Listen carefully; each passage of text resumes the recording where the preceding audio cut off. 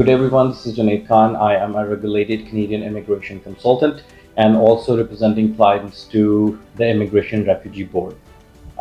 There has been news from the last 1 year or even before that about the immigration fraud, specifically in study permit applications. IRCC has been sending a lot of posting a lot of posts on their social media websites, also conducting a lot of activities to basically refrain students to getting those immigration fraud. I myself, being a part of multiple hearings in Immigration Appeal Division, where students get caught within Canada, and immigration or IRCC get to know that the documentation they have used or the letter of acceptance they have used in their applications are fraudulent, not going through the proper channel, or some institutes involved in this dirty habits as well.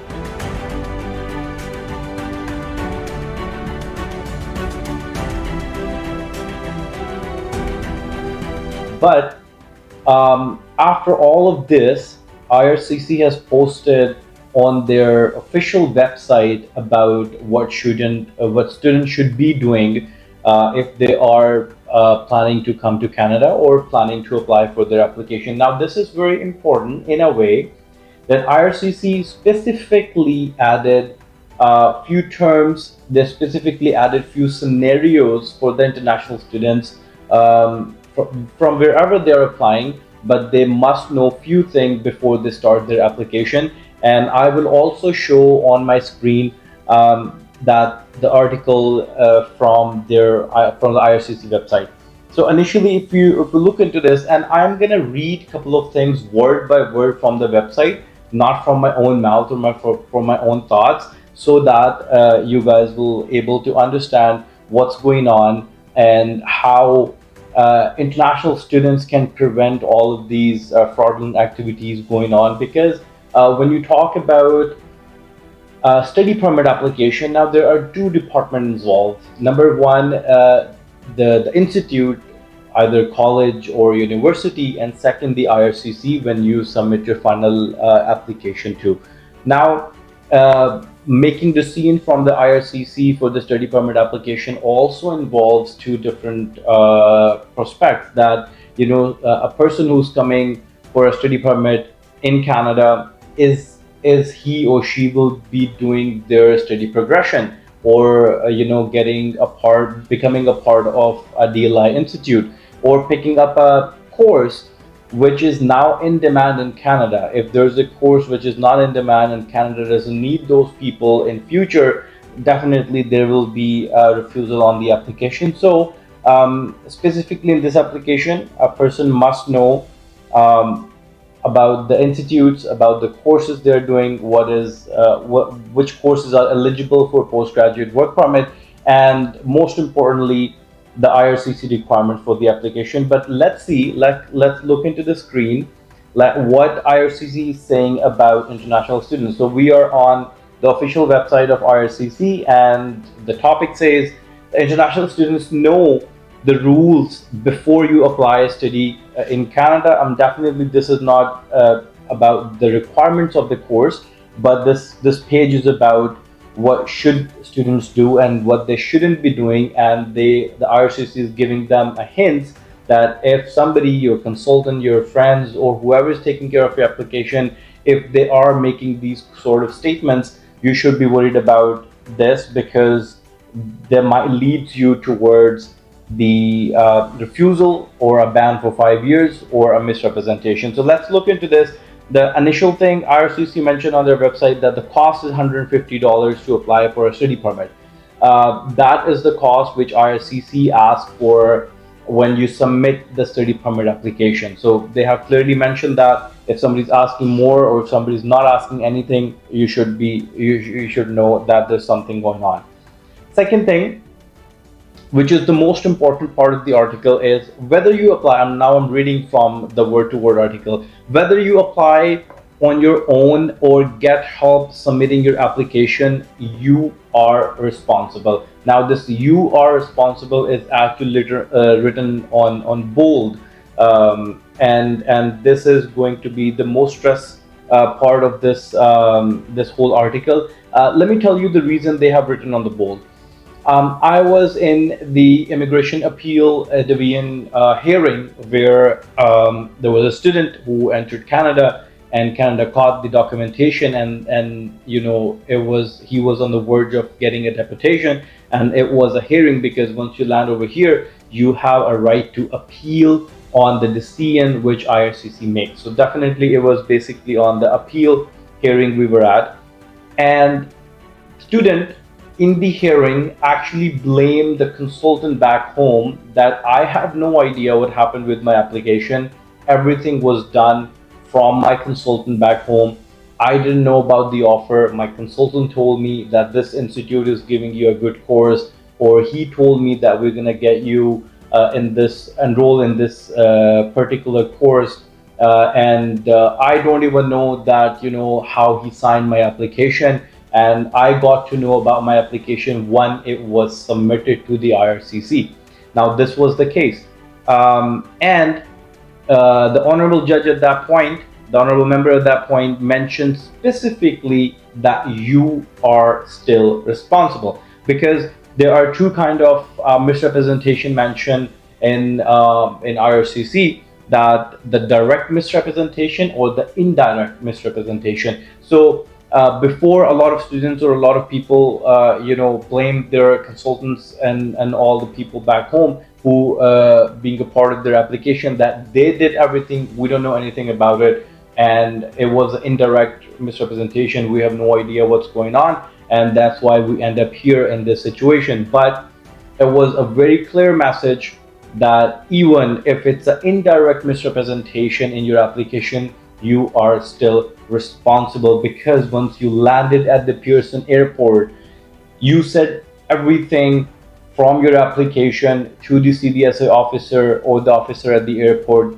getting you into the Canada. So if you didn't know anything, but you came along with your consultant's story, and then this is what you told us at the airport, and you get in, that means you knew about the stuff. Anyways, we're not getting to that point, but you are responsible if there is a direct or or an indirect misrepresentation in your file. And let me read again from the article. It says providing false or misleading information could result your application being refused, and you could be banned from entering Canada for up to 5 years. Period. I mean, there's nothing else on this specific paragraph. You can see on the screen there's a ban, and that's it. If you are misrepresenting yourself, and there's another word which is important, providing false information and misleading information. Basically, you cannot even withhold any facts. Whatever the facts belongs to you, you have to reveal in your application if asked. Now, if I go down, you can also get the link from this video, so to read it more carefully. But if you go down, IRCC mentioned know the warning signs of fraud, and again, we are under the study permit and the students side of this. So you may be getting scammed if someone tells you to apply for a student visa without a letter of acceptance from the designated institute. That means you have to have a letter of acceptance from a DLI, a designated learning institute from Canada. If someone is telling you that we can still apply, you should be worried at that point. Second thing mentioned, promises you to letter of acceptance from DLI if you pay them. Letter of acceptance, you just have to pay the application fee of the institute, which you can do yourself. Application fee to the college, to the institute, and definitely they directly get in touch with you. If you check all of the prerequisites of the course you are getting, you want to enroll in, you will get a letter of acceptance. There is no fee. There is no semester fee involved in getting a letter of acceptance, but yes, in some institutes, most of the universities and colleges do ask for a minor fee for the application, which I believe is the same practice in any other country as well. But if someone is asking you to pay the whole course fee, and then they'll get you a letter of acceptance. That's another point where you should be worried about. Third point mentioned in the IRCC website tells you that the person tells you that they can get you a discounted tuition rate or a fee. I mean, if any institute is offering a scholarship, that must be on their website, and it should be written on their your DLI offer letter, your whatever course you are doing. If that mentions over there, that means they're offering you a scholarship or a discount. If it's not mentioned over there, if somebody is just saying you that they will get you a discount, that's not a good sign as well. The next point, I'm going to ask you to pay money to apply for scholarships or guarantee that you will get a scholarship. Again, most of the university and colleges does give scholarships to the students, but they are limited sometimes to the grades, sometimes they are limited to the number of applicants. So you can always get in touch with the institute yourself. You don't need anybody to look into that matter as well. Next point IRCC mentioned is if someone tells you that you can stay in Canada for much longer than the length of your study permit, at least 30 days before. So basically, if you are approved and your study permit, the visa stamped on your passport, and you come to Canada, whatever days mentioned on the study permit is actually a document which you can get after landing to Canada, after arriving to Canada. So before that, you can just get a sticker stamped on your passport to enter Canada. But study permit is a document which you can get once you arrive Canada, and whatever the expiration date of that study permit is, that is the period you can stay in Canada. Otherwise, you should definitely, I mean, there are more plans which you can apply for extension, study permit, or the restoration of your status. Another thing IRCC mentions that if someone tells you that all DLI's program are eligible for postgraduate work permit, now referring to the latest update arrived on June 25th, 2025, that IRCC added 100 and some courses to the program which are eligible for postgraduate work permit, and they discarded about 179, if I'm not mistaken. That these are the number of courses where the postgraduate work permit are not eligible at the moment. So you have to be very, very careful. I have made a full video, a long video on this particular topic last week. Secondly, if someone promises you to get a job or a permanent residency and ask you to send documents or payments through social media, definitely students who come to Canada, they are aligned with the peer programs. Like they can get a postgraduate work permit if your program allows you to, and then after that there are multiple immigration programs you can fall into. But there is no guaranteed at the point of applying for a study permit that someone will guarantee you to get a permanent residency in Canada at that point. So these are all the points where immigration warn specifically students.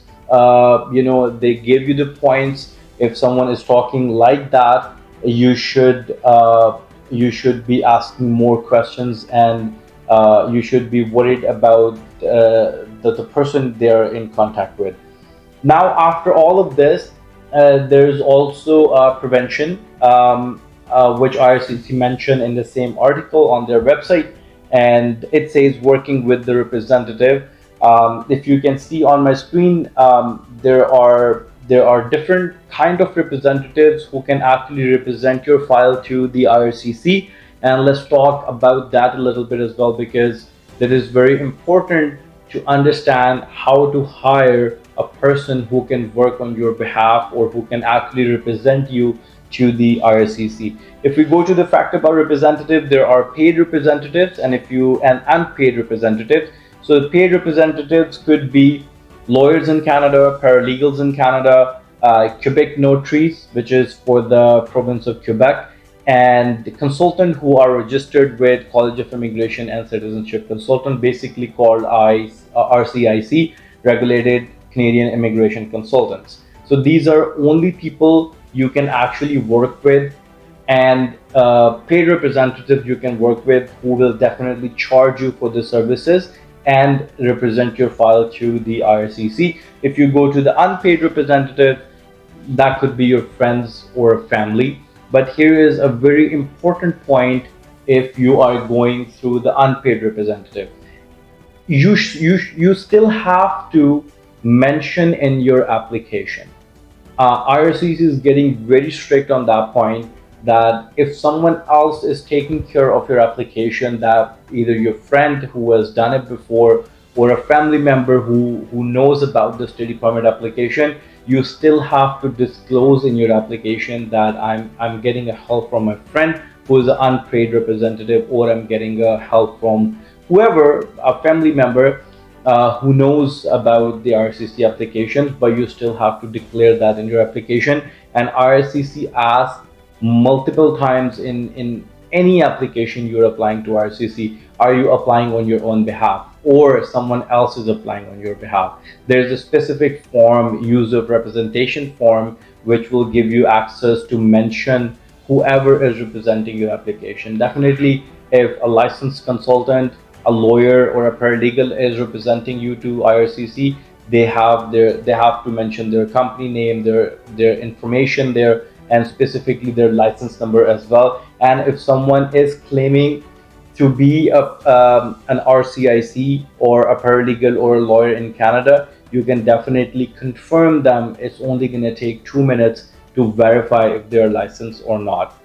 Um, I think if I go a little down on this, I just wanted to wrap this up in this one video.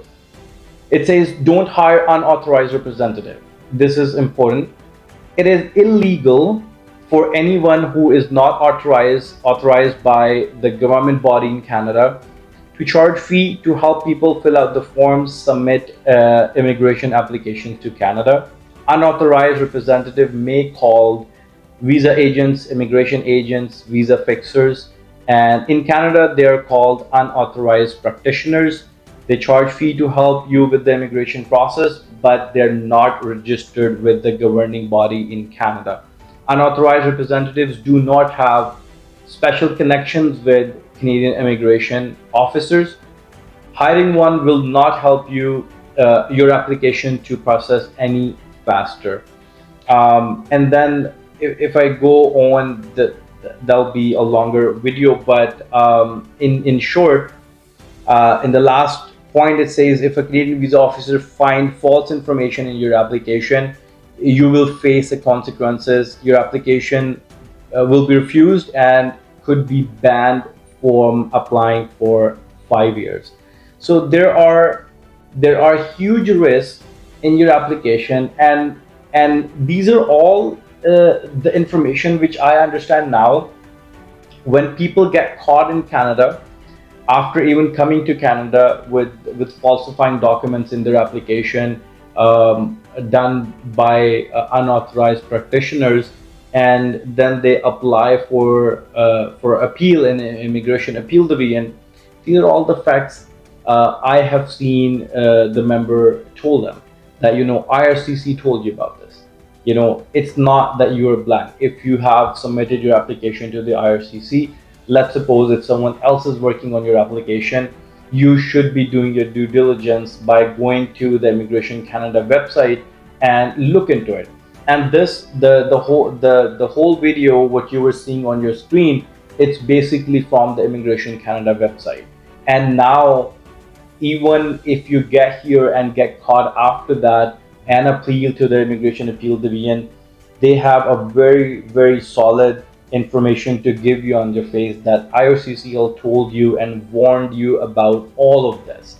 So basically, it will be very, very difficult to win a case in Immigration Appeal Division at that point, if you're being a part of a misrepresentation, and the consequences will be a deportation and a ban for the next 5 years. So be very careful. If you're doing your application yourself, make sure you check your application, make sure you're answering everything right, And if you do need to hire somebody to represent you to the immigration, make sure you're hiring an RCIC, which is a regulated Canadian immigration consultant. You can also hire a lawyer from Canada. You can also hire a paralegal from Canada. And if you're applying for a Quebec application, then you can hire a Quebec notaries as well.